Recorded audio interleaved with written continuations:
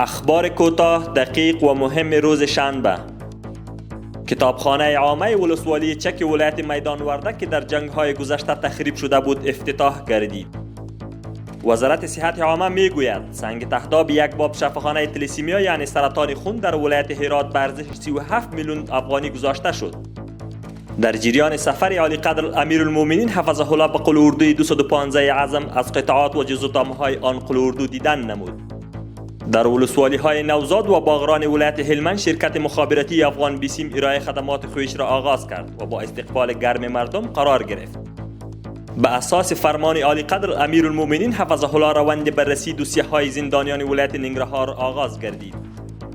تحت نظارت انجینر عامر یاسر معین ساختمانی و ترانسپورت شهری شاروالی کابل پلان عملیاتی کمیسیون نظم شهری در سرک میدان هوایی تطبیق گردید.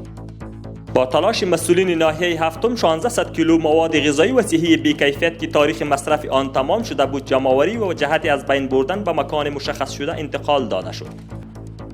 کار اعمار 16 شبکه آبرسانی در ساحات مختلف ولایت خوست به حمایت مالی اداره یونیسف در حال تکمیل شدن است. پلیس خوست در یک ماه گذشته 10 کیلو مواد مخدر و هزاران قرص دوای نشه‌ای به شمول 41 تن را دستگیر کردند. در هفته گذشته از طریق خطوط آهن افغانستان 118139 تن متریک انتقالات صورت گرفته است. در ولسوالی امام صاحب ولایت قندوز کارمندان صحی هلال احمر افغانی خدمات صحی را در مناطق دوردست ارائه می‌کند.